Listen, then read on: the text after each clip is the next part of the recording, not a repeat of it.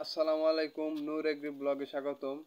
আজকে আমাদের কলা ক্ষেতের পরিচর্যা করব। অনেক দিন ধরে কলার নিচের পাতা মরে আছে, তা আজকে কেটে ফেলে দেব। সাথে গাছের গোড়ার কিছু ঘাস টেনে টেনে তুলে ফেলে দেব। এতে কলা গাছে খাবার পাবে এবং দ্রুত বৃদ্ধি হবে। আমরা যারা বাড়িতে অল্প জায়গায় কলা চাষ করে থাকি, আমাদের প্রধান সমস্যা সময় মতো পরিচর্যা করতে পারি না।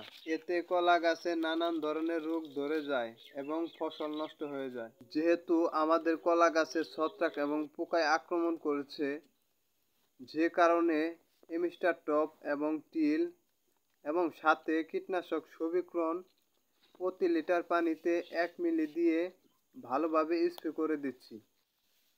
আমরা যারা কলা চাষ করে থাকি, আমরা জানি টিল এবং এমিস্টার হচ্ছে ছত্রাকনাশক।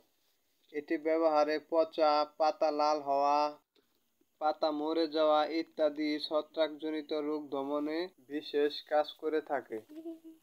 সবিক্রন হচ্ছে ছিদ্রকারী পোকা দমনের জন্য কার্যকরী একটি কীটনাশক।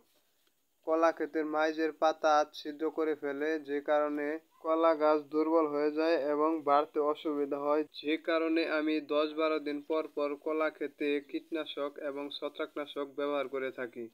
তাই আমরা যদি সময় মতো সেচ, কীটনাশক এবং ক্ষেতের আগাছা পরিষ্কার করে রাখতে পারি, আশা করি কলা চাষ করে অধিক ফলন এবং লাভবান হতে পারবো ইনশাআল্লাহ। কৃষি বিষয়ক সকল প্রকার তথ্য পেতে আমাদের এই চ্যানেলটি সাবস্ক্রাইব করে পাশে থাকবেন। ধন্যবাদ সকলকে। দেখা হচ্ছে নতুন ভিডিওতে। আসসালামু আলাইকুম।